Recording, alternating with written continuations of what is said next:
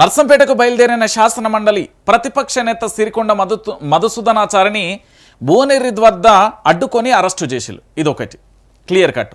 దీంతో పాటు మాజీ మంత్రి సబితా ఇంద్రారెడ్డి, దాంతోపాటు వినోద్ కుమారు, దాంతోపాటు మరికొంతమంది నేతలని ఎక్కడికక్కడ అడ్డుకున్నారో అది అందరికీ తెలిసిన విషయమే. సో సిరికొండతో పాటుగా ఇటు మాలోత్ కవిత కానీ శ్రీనివాస్ గౌడ్ను కూడా పూర్తి స్థాయిలో అరెస్టు చేసిరు.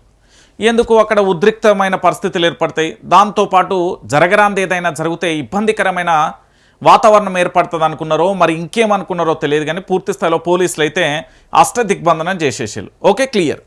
అంటే బీఆర్ఎస్ పార్టీకి సంబంధించిన నేతలను ముత్తోజుపేట వెళ్లకుండా పూర్తి స్థాయిలో అష్టదిగ్బంధనం చేసారు.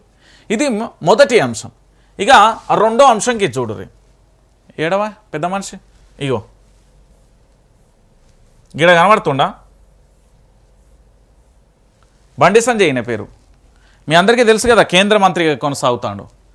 బండి సంజయ్కి సంబంధించి నిన్న కేంద్ర హోంశాఖ సహాయ మంత్రి, మళ్ళీ ఆయన ఉత్త మనిషి కూడా కాదు, అక్కడికి వెళ్ళిండు. వెళ్ళిన తర్వాత ఏకంగా పూర్తి స్థాయిలో కూడా ఆయన్ని ఎట్లా పంపించిళ్ళు. సరే, పంపించిన తర్వాత బండి సంజయ్ మాట్లాడిన కొన్ని అంశాలు మీకు చూపెడతా. నర్సంపేట డిపో ఏమన్నా పాకిస్తాన్లో ఉందా? అసలు నర్సంపేట డిపోకు పాకిస్తాన్కి ఏం సంబంధం?